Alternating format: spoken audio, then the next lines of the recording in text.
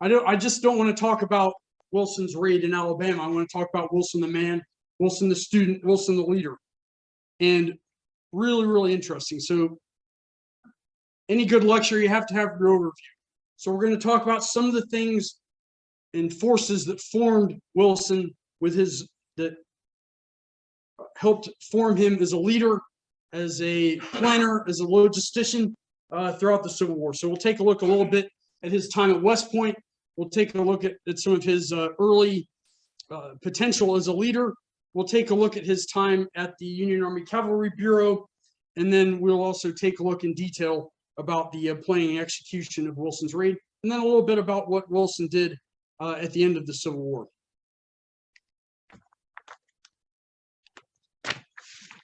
So James Harrison Wilson was born on a rural farm in Illinois on September 2nd, 1837. James Harrison Wilson. Sometimes his friends called him Harry Wilson, and I didn't know that until I put this together. I've been looking at Wilson since the mid-90s, and I did not know that. So I thought that was really interesting. Now, he had to grow up really fast and really early because his father died when Wilson was only 14. And so he was the man of the house, really the breadwinner for his family. But that led to really a drive to excel from an early age. He entered West Point in 1856, and so he was in the class of 1860. And originally that class had 121 cadets in it. And by 1860, that was down to 42. But Wilson graduated sixth in his class. Later on, he would be known as one of the boy generals because when he led this cavalry raid, he was 27 years old and had 13,500 troops under his command. But really a couple of factors that I want you to think about with Wilson as we go through this, really his capacity for hard work, organization, drive, and planning would serve him very well later on in the Civil War. And the knowledge he gained at West Point about military organization, engineering, and tactics would all become critical later on. But really what's the most important thing he got for being a West Point cadet is the importance of training and drill. The repetition that it takes, particularly for someone like a cavalryman in combat, so that when the mini balls start flying or the shooting starts, you know what to do. So Wilson's experiences. So he had many experiences throughout the Civil War before he became a part of the story in Alabama, and there's a number of them. But there's three that I really wanted to highlight. The first, there's distinct parts that helped influence him with planning and execution. But even before that, so at Antietam, Wilson was an engineer, like all Army officers that came out of that school. But he was engineer and aide de camp to McClellan at South Mountain in Antietam. And I think here he was really able to see how senior officers operate. And certainly McClellan had his shortcomings when it came to combat employment of that army. But everyone in here will remember how decimated the Union Army was after Manassas' first Bull Run. And whatever happens, McClellan built that army. Wilson was able to watch that firsthand to see how it all worked. So secondly, Vicksburg. He's an engineer there, really able to get and this is what I surmise, an understanding of what trench warfare is like, what the importance of strongly engineered fortifications, how difficult they are to attack, how much easier they are to defend. But I think his knowledge of engineering would come into play later on when he has to attack a fortified place called Selma, Alabama. And then lastly, Virginia. And he was in charge of a cavalry raid that launched out of Petersburg, which might make a really excellent subject for our conference on the Overland Campaign later on. We can talk about that later. But I think his experience in Virginia in that third picture, that's a brand new Brigadier General James H. Wilson and his staff outside of Petersburg. But he really gained an appreciation for the impact of well-armed, well-planned cavalry operations. And anyway, we'll talk more about that one at the conference later on. But three powerful experiences that he had. Okay, let me give you a little bit of context. Why on earth are we talking about Wilson's raid in Alabama in 1865? what made Alabama such an important target? Well, by 1864, 1865, Alabama is one of the places where the interior has not really been attacked. You certainly have areas of North Alabama along the Tennessee River, which is this part right here, which are occupied by the Union. We had in the southern part of Alabama right here, Battle of Mobile Bay, and that's Farragut and the Dam, the torpedoes full speed ahead. But most of the central and part of Alabama is untouched. At the beginning of the Civil War, and what really makes this important is iron. Okay, in the last 2 years of the Civil War, the state of Alabama produced more iron than the rest of the states in the Confederacy combined. Right, and there's a whole network that is built. Some of it remotely under the direction of Josiah Gorgas, the Confederate chief of the Ordnance Bureau, but all across where these boxes are, and there's others, there were these iron furnaces. They were all built and constructed to feed the arsenal at Soma, and I'll talk about that one a little bit. But Soma, besides Richmond, became the second most important war industrial facility, manufacturing facility for the Confederacy. But this is the target. Wilson to do something to destroy and disrupt this network. I've got one example of one of these iron furnaces. There's 13 major ones altogether, but this is a picture of Tannehill Iron Works. This is today a state park located outside Tuscaloosa, Alabama. But during the Civil War, at its height of capacity, this site alone had the capability to produce 20,000 tons of pig iron a day. These sites ran 24 hours a day. They were fueled by charcoal made from the forest out of the area. But what's pig iron? It's this right here. And these are transported via ox cart and then via train to Soma to feed that industrial capability that I was talking about. But very important. And this type of industrial production, you can spread this all across the state of Alabama. Certainly, this had a workforce of several hundred slaves, along with some Confederate military officers to oversee operations. So I'd like to fast forward a little bit and talk about Wilson, his potential for leadership and his potential for planning was recognized, and he was put in command of the Union Army's Cavalry Bureau. Remember, earlier in the Civil War, the South had a distinct advantage in cavalry operations, whether that was leadership, whether that was equipment, whether that was tactics. Wilson had a big part in getting that fixed from the Union's perspective. This Cavalry Bureau was responsible for all aspects of supply, logistics, arming, tactics development, that type of thing. And so the second half of the Civil War, when you get success on the battlefield for Union cavalry, a large part of it is to do with him. Now, before this, he didn't have a lot of cavalry experience, but he's a natural leader and he's highly intelligent. And so he was able to adapt to any type of situation that he was put in. So if you think, the other thing that Wilson was really a proponent of was cavalry operating in independent command. So the Union Army had a tendency, some of those leaders used cavalry for either strictly reconnaissance or they used them as dismounted infantry. Wilson recognized the potential of large-scale cavalry operations to disrupt activities deep into Confederate territory. So he enacted a number of changes as far as training, logistics, weaponry that had great impact all across the Union Army. One of them was his sponsorship and championing of a weapon called the Spencer carbine that I'll tell you about later.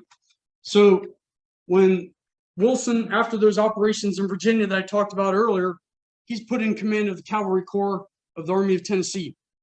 And that he has 3 cavalry divisions. He sets up his base of operations in that northern part of Alabama that I talked about. He had one location in Mississippi, a place called Eastport, and he had 4 locations all that stretch along the Tennessee River over to a place called Gravelly Springs, and that was his headquarters. But in each of those 4 locations, you see in the image on the right, he set up camps. So the men under his command began by building log cabins and building these base camps. Throughout all these places, he set for his soldiers a very strict daily routine of training, drill, and it was the same thing every day. You get up, you drill, you feed the horses, you fire your weapons, you make sure your kit is all in order again and again and again and again to make sure that his command was the most combat effective that it could be. And particularly, he was really focused on logistics. He made sure that his command had enough horses, that they had the logistics supplies of these Spencer carbine weapons, that they had that the cavalry weren't pulled off to do other things that the Union Army was doing in the Department of Tennessee at that time. He was promoted Major General at this point. But let's talk readiness. That is a very important for military units that are not in combat. Their continuous training, drill, exercise, so that they are ready. So for the over 13,000 troops under his command, he had all of these initiatives with planning, organization, and execution. But I want to highlight these weapons. So on the right, that's a photograph of the Spencer carbine. That is a 7-shot repeater. So instead of a muzzle loader like an Enfield or a Springfield earlier in the Civil War, this has a tube that 7 of these 52 caliber bullets are put into, and it's a breech loader. So that tube goes right in the middle of the breech. And in the same time they would take Confederate infantry to shoot an Enfield one time, they could shoot 7 in a row, and so you have fires overmatched at that point. The one that is the photograph on the right is from a display case in Soma. So the Spencer carbine from the Battle of Soma. And on the left, those are 2 from my collection, but they came from Gravelly Springs, Alabama. So in my mind, I like to think of those are part of the target practice and the target shooting that I was talking about before. So let's get into this, the target of all this a little bit, Soma.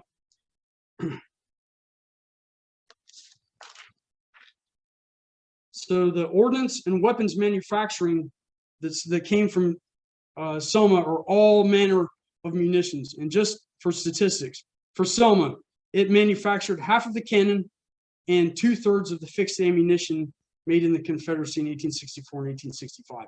And so if you think about the industrial capability of Richmond, that's what makes this a target. The workforce there was a mix of skilled white workers and large-scale slave workforce, but in Soma, this 50-acre industrial capacity. It was absolutely huge.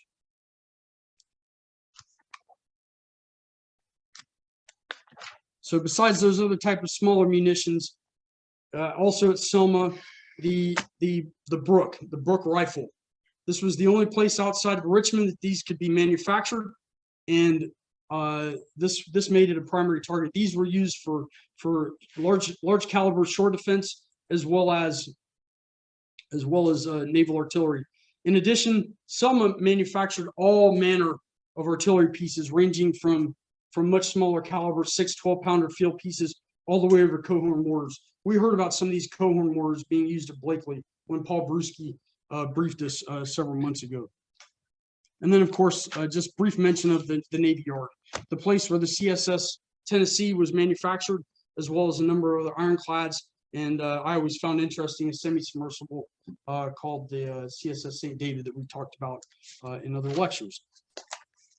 Wilson's route in Alabama. So on March 22nd, 1865, Wilson's Cavalry Corps, 13,500 troops, departed from northeast Alabama.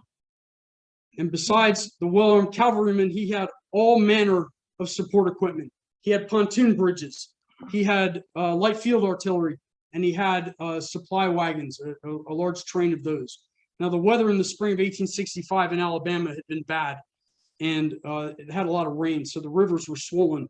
And I'll talk about it a little bit later, but those pontoon bridges would be very useful. Now, Wilson's original orders from Thomas, everyone will remember him as the Rock of Chickamauga. General Thomas was his immediate supervisor, but he was given what we would call today mission command, where Wilson had the authority to exercise his best leadership judgment to see what he would do in the field. in his original exercise, as he got more into the interior of Alabama, he could go south to help operations around Mobile. He could go into Mississippi, or he could go over into Georgia, depending on where the needs of the battle took him. But what did he chose? He chose to focus on going south. So his primary target, Soma. So as he came out of North Alabama, and I'll just highlight right here, just for everyone. So this black line, this is Wilson. And he gets here to a place called Ealaton, I'll talk about in a minute.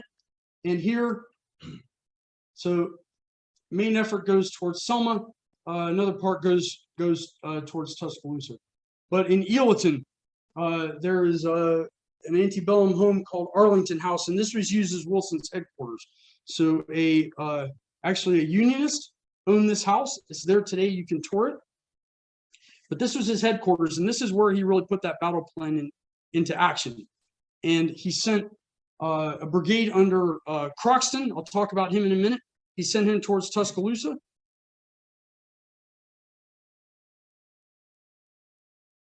So Croxton goes towards Tuscaloosa. Wilson continues on south. As Croxton goes to the west towards Tuscaloosa at a place called Tryon, which today is Vance, Alabama. That's where there's a large, it's nearby where there's a large Mercedes manufacturing plant. So if you buy a Mercedes in North America, chances are it's made there. But there he meets a force of cavalry under General Red Jackson that was a subordinate of Forrest. And they fight this.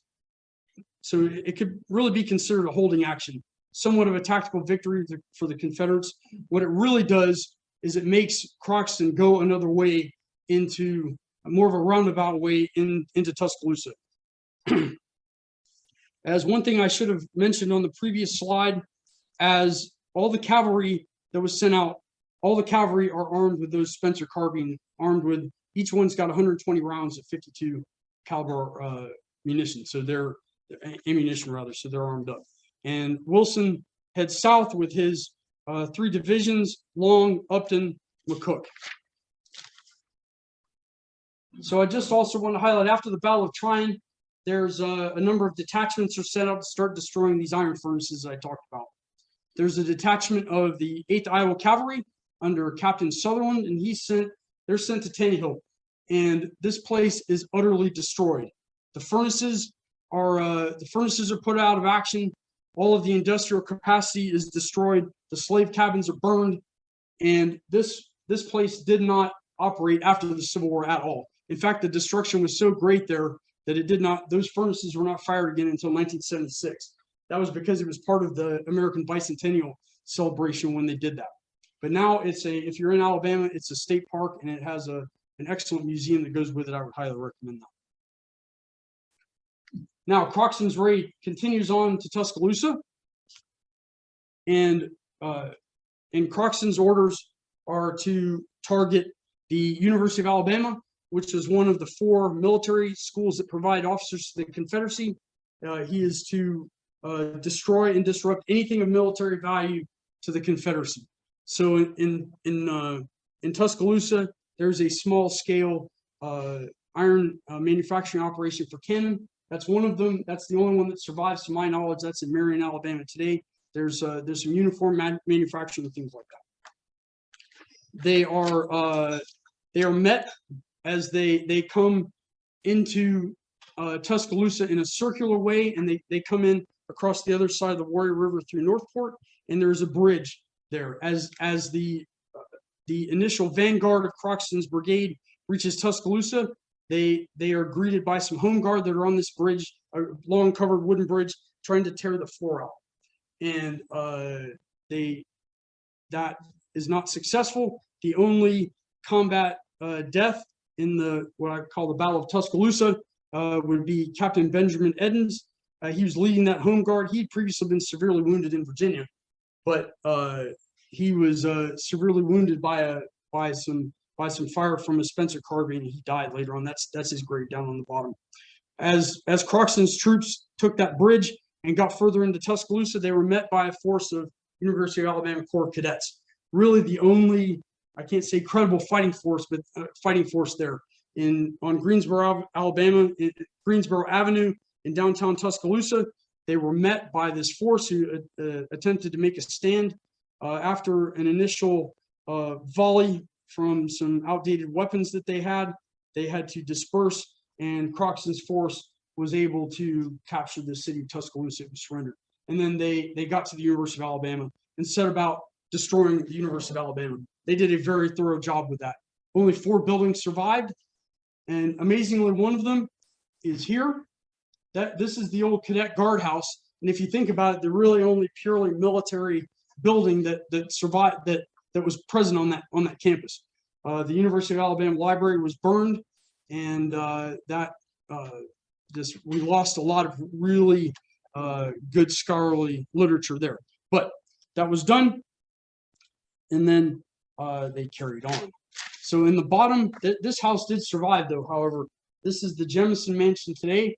That is the home. That was the home of Senator Jefferson. He was actually pro-Union at the beginning of the Civil War, but then he became a Confederate senator. But his house survived.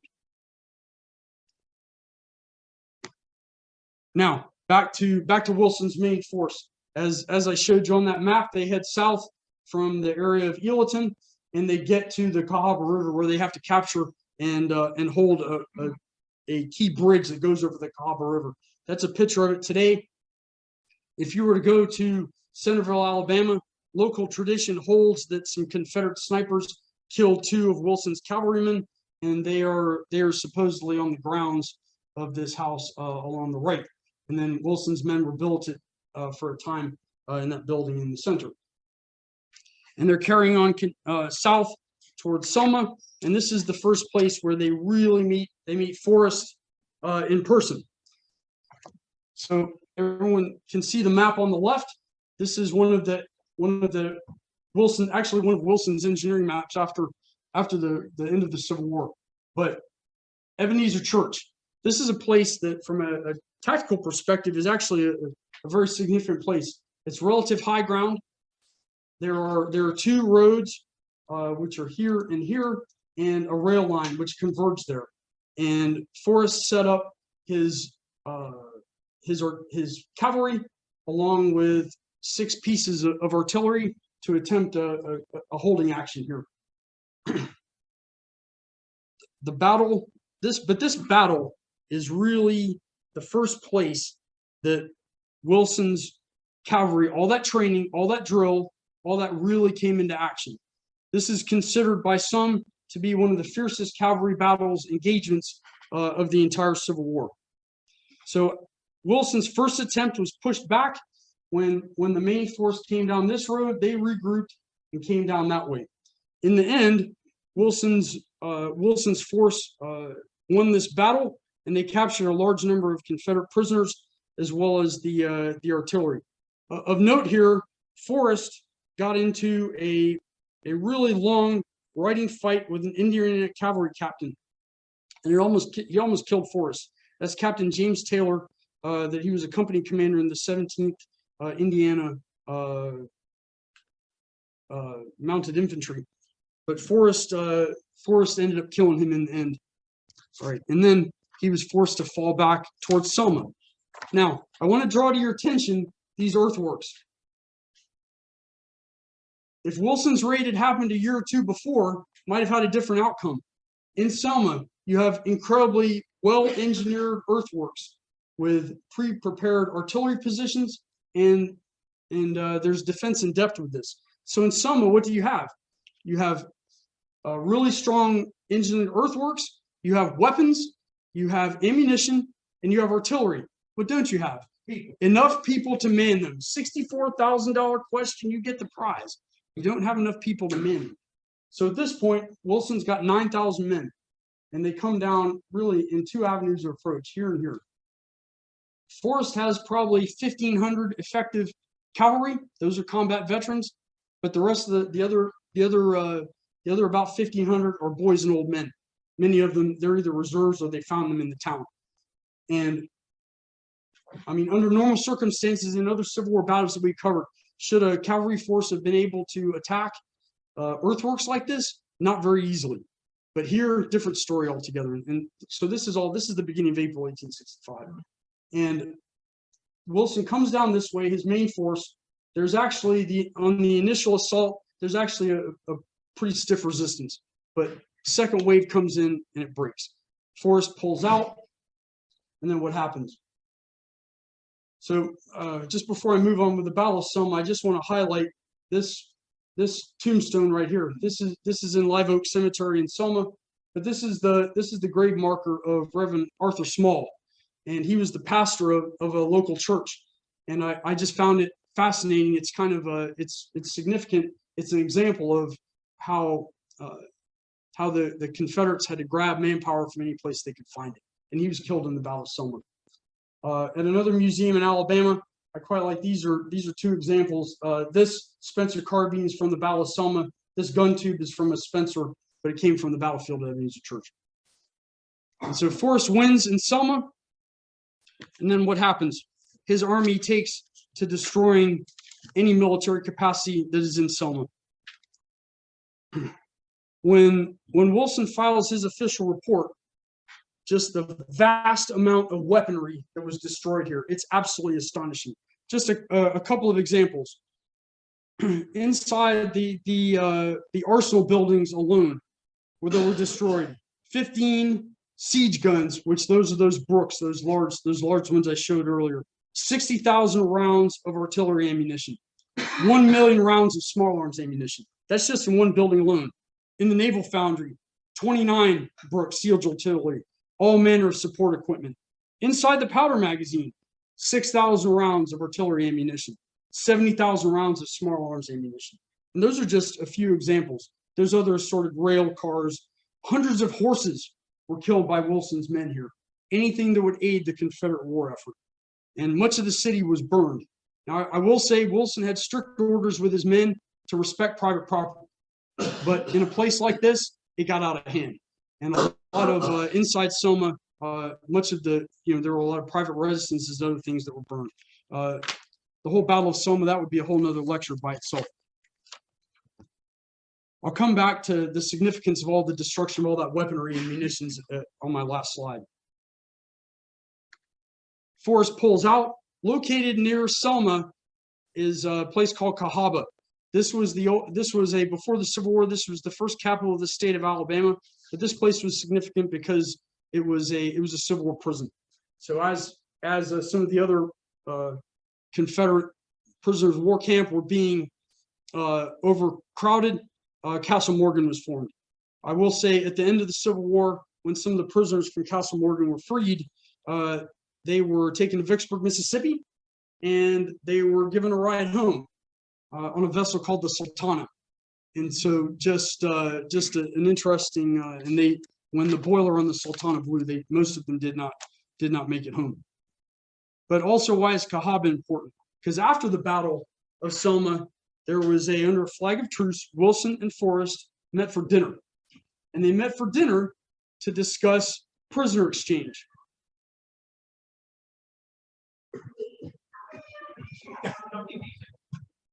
Okay, we're just pausing for a minute because there's music outside. Okay, but wouldn't it have been interesting to be a fly on the wall for this dinner? Now, they were cordial with each other, but the bottom line is Forrest said he didn't have authority to release any prisoners and that he would take it up with his superiors. So no prisoners were exchanged. Okay, so after Selma, Wilson leaves part of his force in Selma to carry on, but the main bulk of the force goes east and they head towards Montgomery. So the Alabama, remember I talked about the weather had been really bad and there was a lot of raining. The Alabama River was swollen and flooded in many places, and Wilson couldn't get his army across. These are where these pontoon bridges came into play.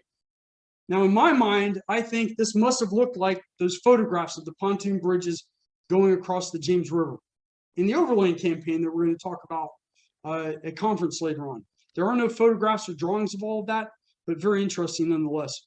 It was quite a feat for Wilson's engineers to get these pontoon bridges across the Alabama River, because there's a number of instances where floating logs and other obstacles broke those bridges, and he lost a number of soldiers getting his main force across. But he did that. And then as they approached the village of Lounsboro, Alabama, there was they came across. Now let me give a little bit of context. Lounsboro is a rural planter town, so many wealthy Alabamians that had plantations out in the country, they had houses in town, and this is one of them. When you go through this part of Alabama, there's a lot of antebellum homes like the one that you see on the left there. As they approached the town, one of the inhabitants came out and told Wilson's Forrest that there was an outbreak of yellow fever in the town. It was a deception. Because of that, and this is a local tradition, but it's legit. It's legitimate. Wilson's force went around Lounsboro. So Lounsboro did not have the same fate that Soma did. And if you were to go to Lounsboro today, most of those antebellum buildings actually survived.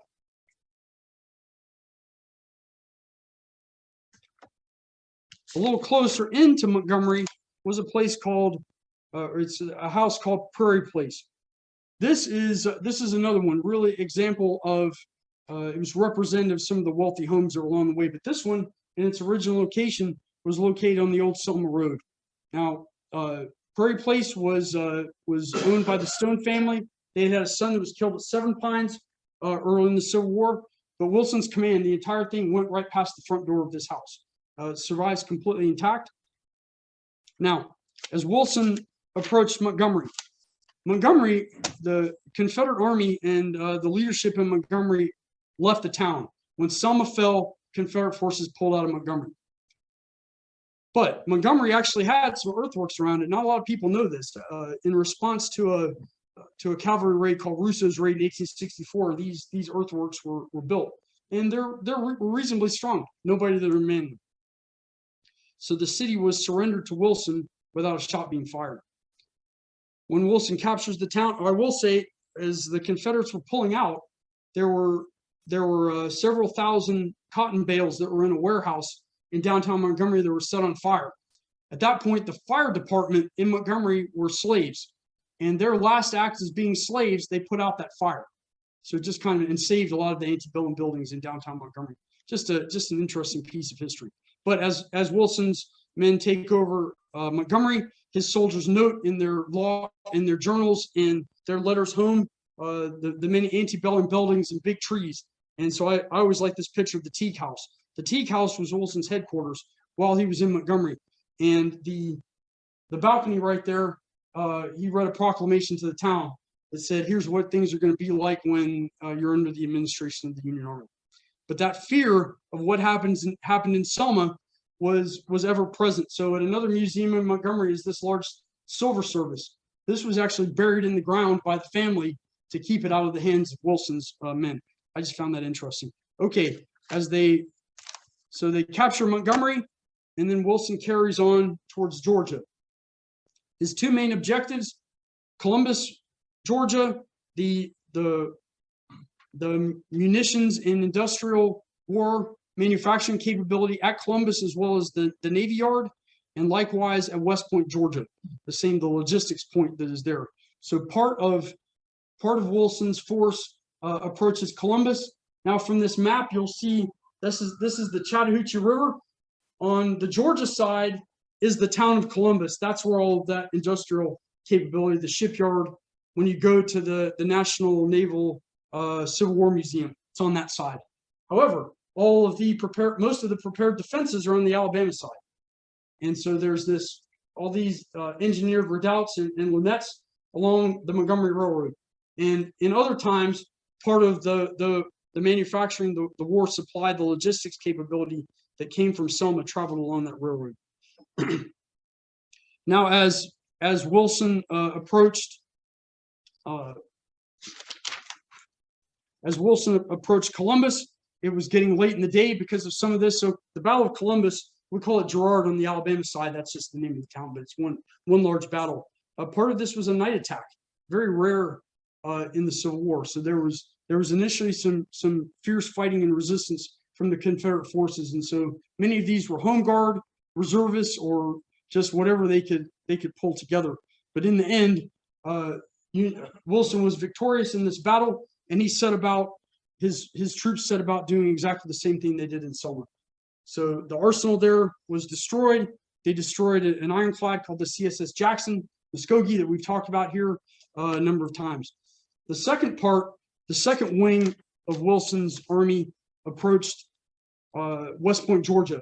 But on the Alabama side, it's called Lanett, Alabama. But the central piece of all that defense is this right here, is Fort Tyler. If you go there today, I think some of the field trips and other things the Round Table has done over the years actually visited the site. But it's a really excellent restored location. Named for Brigadier General Tyler, who would get one of my awards for one of the best Civil War mustaches you've ever seen. It comes out like this, fantastic.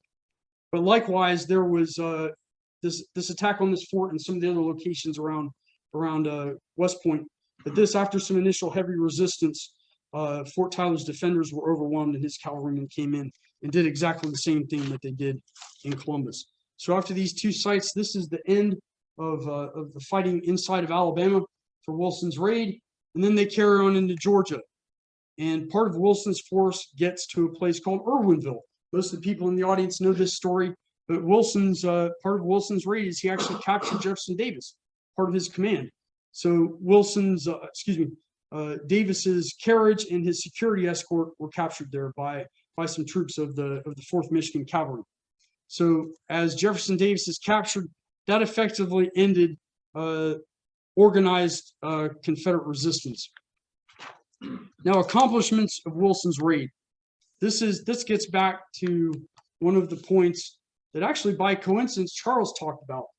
So just on the battlefield there, Wilson led the largest cavalry raid of the Civil War, 13,500 men. That's absolutely undisputed. Certainly his capture of Soma, and he captured the first Confederate capital of Montgomery, and the capture of Jefferson Davis. Those are undeniable. However, Wilson has the unfortunate fact of a lot of these things he did happened at the same time as other things. So the surrender of Appomattox and the assassination of Lincoln happened. But looking at this through a modern lens, what is one of the most significant things, the most significant thing, in my humble opinion, is the destruction of all those munitions at Selma. And here's why. There were enough weapons and ammunition in Selma alone to arm an insurgency for years. If you think about the Confederacy, when you have people like Forrest, you have the capability, the skill set to lead an insurgency. And if people like Lee or Forrest had been, or others had been inclined to have an insurgency, you had all the weaponry there to do it. And certainly we know lessons from places like Iraq, Afghanistan, Northern Ireland, or the Balkans, or maybe Syria, the danger of having a lot of unsecured weapons, fuel for an insurgency. And Wilson's destruction of that arsenal at Selma, as well as Columbus, Georgia, and others, did a lot to